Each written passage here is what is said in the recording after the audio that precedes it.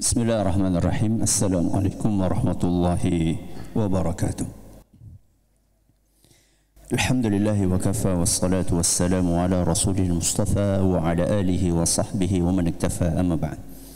Jamaah salat zuhur Masjid Manarul Ilmi rahimani wa rahimakumullah.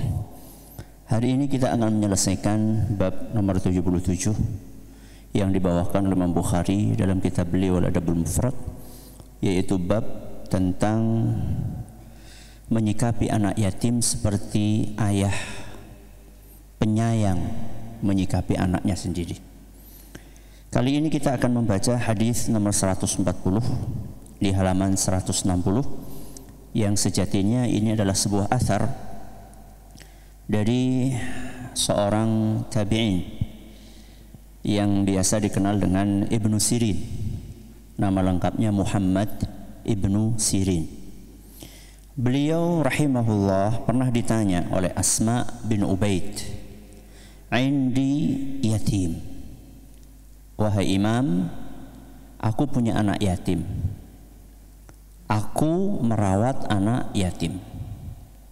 Apa maksudnya? Maksudnya pengen mendapatkan nasihat, pengen mendapatkan wejangan dari seorang ulama yang kita kenal dengan Ibnu Sirin. Apa nasihat yang disampaikan oleh beliau? Beliau berkata, Imam Ibnu Sirin, "Isna' bihi ma tasna' biwaladik." Perlakukan anak yatim itu seperti engkau memperlakukan anakmu sendiri. Perlakukan anak yatim itu seperti engkau memperlakukan anakmu sendiri. Makanannya jangan dibeda-bedain. Jadi kalau misalnya anakmu dikasih makan dengan nasi pandan wangi, ya anak yatim itu dikasih makan nasi pandan wangi. Kecuali kalau anakmu dikasih makan raskin, ya anak yatim itu juga kasih raskin. Jangan sampai anakmu dikasih pandan wangi, yatimmu dikasih raskin. Kalau anakmu dibelikan baju yang harganya sekitar 100.000, ya anak yatim itu dibelikan baju yang mirip dengan itu. Perlakukan anak yatim itu seperti engkau memperlakukan anakmu sendiri. Alias, sayangilah anak yatim itu seperti engkau menyayangi anakmu sendiri.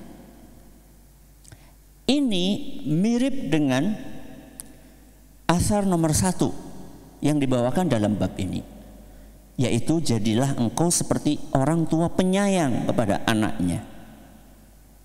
Jadikan dirimu seperti orang tua penyayang terhadap anaknya saat engkau merawat anak yatim. Apa yang baru di sini? Kelanjutannya, idribhu ma tadribu waladak. Kalau perlu engkau memukul anak yatim itu seperti engkau memukul anakmu sendiri, maka pukullah. Ini yang baru. Kalimat ini belum disebutkan di hadis-hadis sebelumnya. Apa yang baru di sini? Kalau perlu untuk memukul anak yatim itu, maka pukullah anak yatim itu seperti apa? Engkau memukul anakmu sendiri. Wah, ini KDRT ini. Apa KDRT? Kekerasan dalam rumah tangga. Orang yang baca hadis Nabi SAW tapi tidak beserta keterangan yang disampaikan oleh para ulama, maka dia akan menyimpulkan seperti itu. Padahal di dalam agama kita, memukul anak, memukul istri itu diperbolehkan dengan seabrek aturan. Jadi orang ujuk-ujuk apa? Mukul, enggak. Mulai dari aturan pelanggaran apa yang boleh dipukul. Jadi enggak ujuk-ujuk seluruh pelanggaran dipukul. KDR itu kan cuma sekedar numpahkan apa? Teh, gebuk, jatuhkan atau apa namanya sandal baru dibeliin putus, pukul, Enggak. Di dalam agama kita, anak boleh dipukul itu ketika melakukan pelanggaran berat. Apa pelanggaran berat contohnya? Tidak sholat, itu pelanggaran berat. Coba sekarang perhatikan jenengan. Sebagian orang tua, anak mecahin gelas dipukul, anak tidak sholat, jorok lo, warung ramane biar sholat. Itu realita. Itu realita. Realita yang pahit. Ya. Jadi memukul itu ada aturannya. Pelanggarannya hanya pelanggaran berat yang boleh. Kemudian mukulnya di bagian mana diatur. Gak boleh di bagian vital. Contoh bagian vital apa? Kepala, tengkuk, ini vital. Kemudian mukulnya nggak boleh lebih dari 10 kali di tempat yang sama. Berarti harus apa? Pindah-pindah. Terus mukulnya nggak boleh meninggalkan bekas. Meninggalkan bekas itu maksudnya apa? Nggak boleh sampai memar. Marem yuk. Loh. Di dalam Islam itu memukul tujuannya bukan untuk memaremkan diri.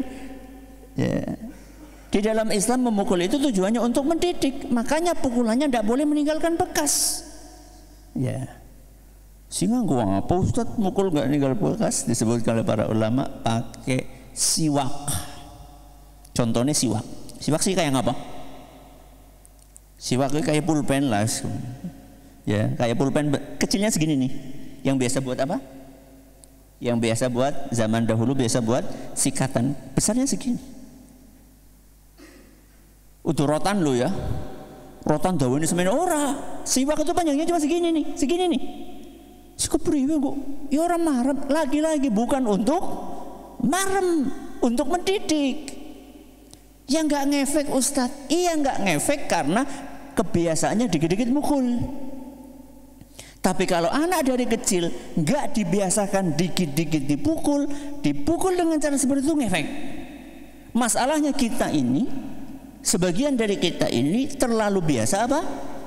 Mukul sehingga lama-lama pukulannya nggak mempan. Jadi kenapa kok tadi anak yatim boleh dipukul? Karena kasih sayang orang tua kepada anak yatim itu. Kasih sayang pendidik kepada anak yatim itu. Loh Ustaz memukul kok kasih sayang? Iya, karena disiplin adalah pertanda kasih sayang. Jadi kasih sayang selama ini disalahartikan oleh sebagian orang tua. Yang namanya sayang itu anak berbuat maunya gak dihukum. Itu gak benar. Kalau memang anak bersalah dan perlu untuk dihukum itu bagian dari kasih sayang. Tapi gak ujuk-ujuk asal menghukum. Di dalam agama kita namanya mendidik anak tidak melulu dengan cara hukuman. Jadi intinya apa? Intinya sikapilah anak yatim seperti kita menyikapi anak kita sendiri. Walaupun terkadang kita perlu menghukum, maka hukumlah, tidak mengapa. Yang penting sesuai dengan aturan agama. Mudah-mudahan bermanfaat. Kita akhiri dengan doa kafaratul majlis. Subhanakallahumma wa bihamdika asyhadu an la ilaha illa anta astaghfiruka wa atubu ilaik. Sallallahu ala nabiyina Muhammadin wa ala alihi wa sahbihi ajma'in. Wassalamualaikum warahmatullahi wabarakatuh.